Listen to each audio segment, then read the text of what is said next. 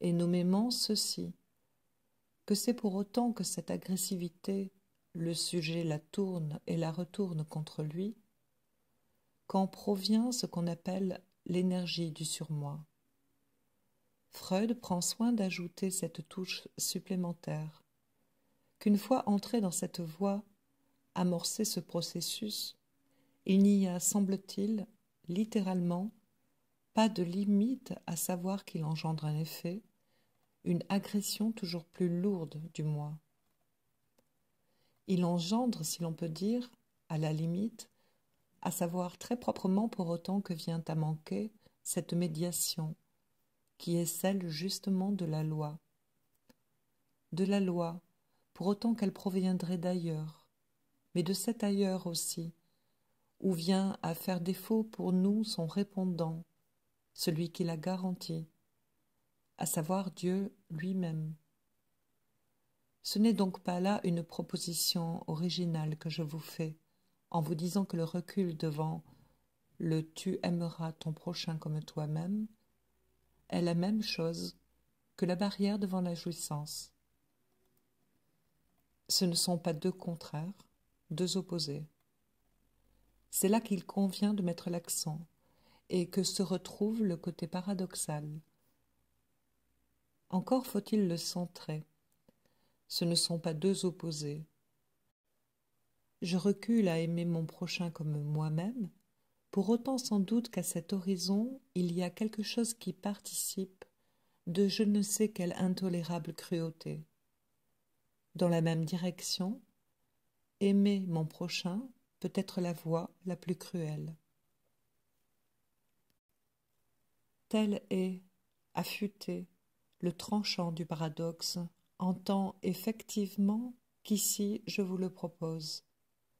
Sans doute faut-il, pour lui donner sa portée, y aller, comme je vous l'ai dit, pas à pas, c'est-à-dire saisissant les approches, le mode sous lequel s'annonce pour nous cette ligne d'intime division, que nous puissions vraiment, sinon savoir, du moins pressentir quels accidents nous offre son chemin. Bien sûr, nous avons dès longtemps appris à connaître comme telle, dans notre expérience, la jouissance de la transgression. Et il s'en faut de beaucoup que nous sachions simplement, à la présenter, quelle peut être sa nature. À cet égard, notre position est ambiguë. Chacun sait que nous avons redonné à la perversion son droit de cité. Pulsion partielle, l'avons-nous appelée, impliquant par là l'idée que dans la totalisation, elle s'harmonise, et déversant du même coup je ne sais quelle suspicion sur l'exploration révolutionnaire, car elle fut à un moment du siècle dernier révolutionnaire, de la psychopathia sexualis, de l'œuvre monumentale de Krafft-Ebing. De celle d'un Havelock Ellis aussi, à laquelle je n'aurais pas manqué en passant, une fois pour toutes, de donner la sorte de coup de bâton que je crois qu'elle mérite, à savoir d'entrer les exemples les plus éclatants d'une sorte d'incapacité systématique.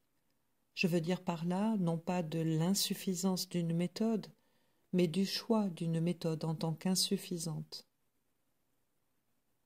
La prétendue objectivité scientifique qui s'étale dans ces livres, qui ne constituent qu'un ramassis à peine critiqué de documents, vous donne bien un de ces exemples vivants de cette conjonction d'une certaine foulerie avec une gnaiverie, une canaillerie fondamentale dont je vous faisais la dernière fois la caractéristique d'un certain mode de pensée, dit pour l'occasion de gauche, sans préjuger de ce qu'il peut avoir dans d'autres domaines de bavure et d'enclave.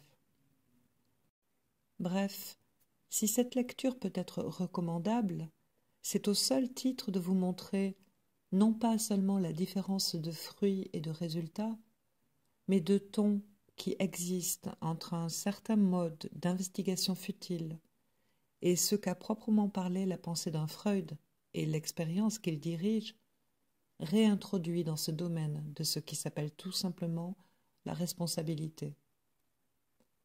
Nous connaissons donc cette jouissance de la transgression, mais pour autant, convient-il de savoir en quoi elle consiste? Cela va donc de soi que de piétiner les lois sacrées, qui aussi bien peuvent être, par la conscience du sujet, profondément mise en cause, déclenchent par soi-même je ne sais quelle jouissance. Sans doute, nous voyons constamment opérer chez les sujets cette très curieuse démarche que l'on peut articuler comme une mise à l'épreuve de je ne sais quel sort sans visage, d'un risque pris où le sujet, s'en étant tiré, se trouve, par après, comme garanti dans sa puissance. Est-ce qu'ici la loi défiée ne joue pas le rôle de moyen, de sentier tracé pour accéder à ce risque? Mais alors, si ce sentier est nécessaire, ce risque, quel est-il? Vers quel but la jouissance progresse-t-elle pour devoir, pour y arriver, prendre appui sur la transgression? Je laisse ces questions ouvertes pour l'instant et je reprends. Si dans ce chemin le sujet rebrousse, quel est donc ce qui convoite le procès de ce retournement? Essayons, dans cette voie, d'interroger à nouveau le problème. De celui-ci, nous trouvons dans l'analyse une réponse plus motivée. L'identification à l'autre, nous dit-on, à l'extrême de telle de nos tentations. Ce n'est même point dire qu'il ne s'agisse de tentations extraordinaires, mais de l'extrême de ces tentations, à savoir d'en apercevoir les conséquences.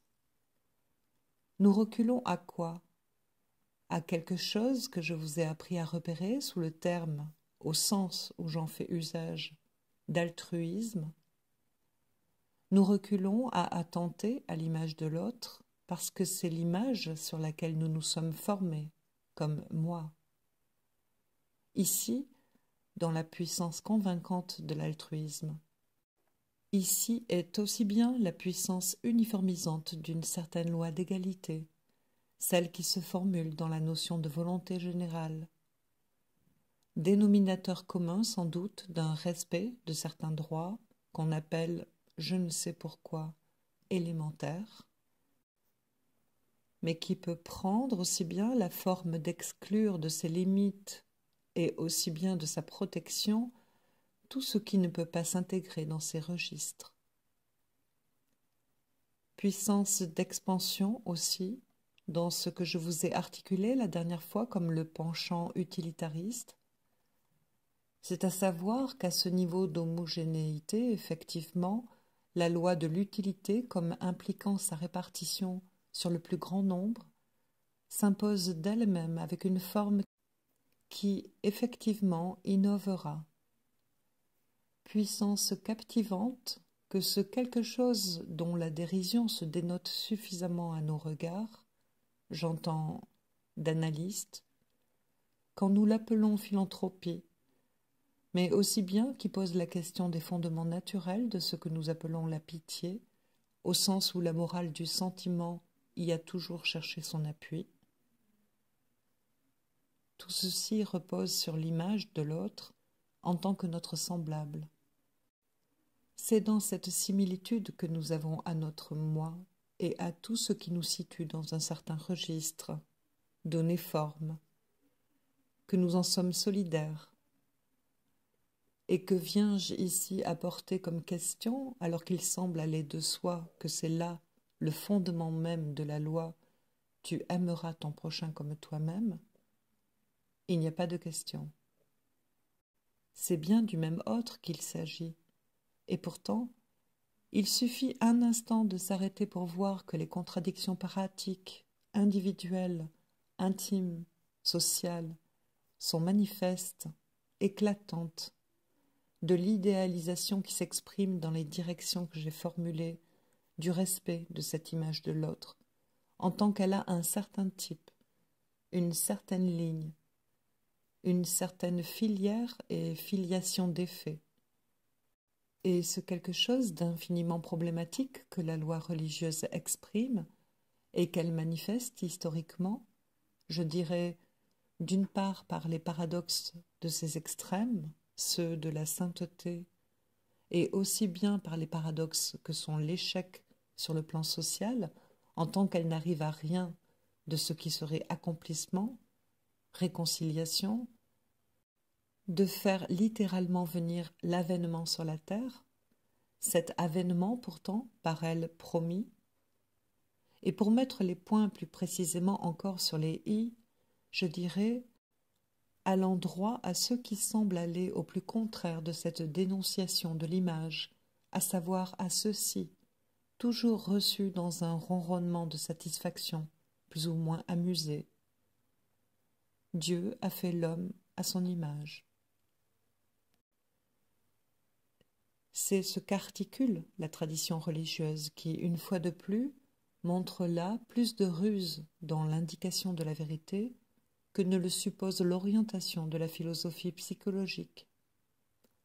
S'il croit s'en débarrasser en répondant que l'homme, sans doute, à Dieu le lui a bien rendu, pour mieux ramener ses pas dans une autre direction, et, confrontant le fait que cet énoncé est du même jet, du même corps que ce livre sacré où s'articule l'interdiction de forger le Dieu des images, d'essayer de faire un pas de plus, en songeant que si cette interdiction a un sens, c'est quoi? Que les images sont trompeuses. Et pourquoi? Allons donc au plus simple. C'est que, par définition, si ce sont de belles images, et Dieu sait qu'elles sont toujours au canon de la beauté qui règne alors, des images religieuses par définition, on ne voit pas qu'elles sont toujours creuses. Mais alors l'homme aussi, en tant qu'image, c'est pour le creux que l'image laisse vide qu'il est intéressant. C'est parce qu'on ne voit pas, parce que l'on ne voit pas dans l'image. C'est par cet au-delà de la capture de l'image, le vide de Dieu à découvrir. C'est peut-être la plénitude de l'homme. Mais c'est aussi là que Dieu le laisse dans le vide. Or, Dieu,